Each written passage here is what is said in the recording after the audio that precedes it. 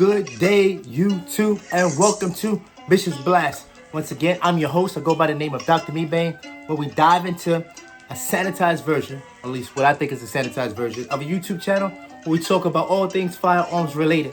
Not a subject matter expert by any stretch of the imagination, just an old-retired Navy guy who loves God and has quite the affinity for all things that go boom. At this point in time, for all of you that have not done it, hit that subscribe button, hit that like button, give your brother a shot. And for all of you that have, I salute you. Thank you for continuing to rock with me. Now we're getting ready to go into this edition of Bishop's Blast. Come on, let's get it in.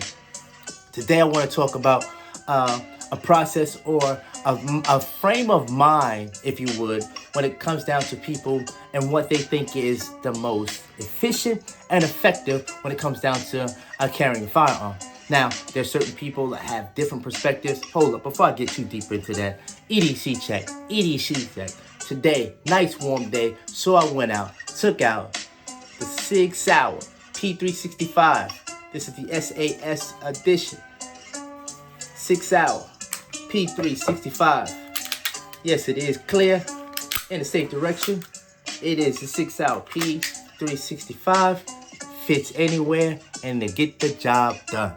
Now, back to what I was talking about. When it comes down to what do I need when it comes down to, because there's always this big argument that goes on.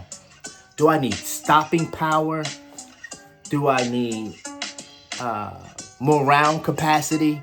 What is the thing that's going to work for me at the end of the day? Now, I'm going to get ahead and go to the end from the beginning and let you know. It doesn't really matter to me what side of the road that you stand on. The one thing that you're going to have to realize at some point in time, and something that I have to continue to remind myself, if you're not practicing, it doesn't matter what you have, because you're not going to be that effective utilizing that tool to protect you and your loved ones. So either way, you're going to have to, that's right, practice. Whichever side of the road you want to go to. But let me dig a little bit deeper.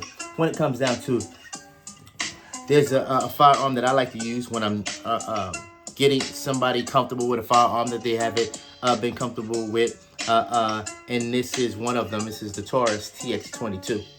This is the Taurus TX22. It is clear. Safe direction and shoot. It's the Taurus TX22 chambered in 22 long rifle. It does have a very, I stay in the state of Maryland, so my round capacity is going to be different from your round capacity, but mine will hold 10, but this will hold more than that. The one thing that I want you to understand is, but it's 22. So from a ballistic perspective, there's a lot of people that say this for defensive firearm really won't do the trick, because it'll take too many of these little bitty bullets to be able to get the job done. Now, there's certain people that believe, hey, it doesn't really matter, because when you got skills to pay the bills, I'm such a marksman, it's all about shot placement. It's not about stopping power. So that's where people go back and forth. Now let me deal with you on stopping power. So when some people will stand on the shot placement and the effectiveness of being able to utilize this as a force mitigator to protect their lives, other people say, hey, look, I ain't got time for that. Don't really take all that. And I want the judge, jury, and execution. Really, I just want the judge. That's right. I don't know. Maybe I'm just on Taurus today, but this Taurus Judge, I'm telling you, it does actually leave a blast. It is empty, as you can see. Safe direction and shoot. This is the Taurus Judge. Chambered in 410 shotgun shells. So when it comes down to stopping power, of course, it will stop. Just like, I think I have a little shotty behind me that actually shoots the same thing as this handgun. And it packs quite a punch and a kick to it. So you have to be careful with this. So there's some people that say, hey, look, from a protection perspective and using 410 shotgun shells, because from a home defense, as much as y'all know I love handguns, I think a shotgun is the way to go when it comes down to home protection. And the spray of a shotgun shell coming out of a handgun, I think you can't beat it.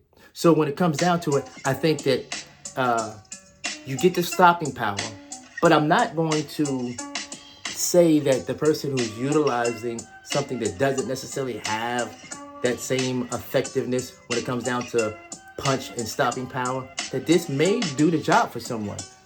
That's not for me to make the decision for you. That's the decision, you making the decision for yourself. And there are other people that just say, hey, look, I'm safe. I'm that middle ground kind of person. And if that's you, you might want to deal with the M&P 9C. Y'all know, it's chambered, safe direction, and shoot, and 9mm.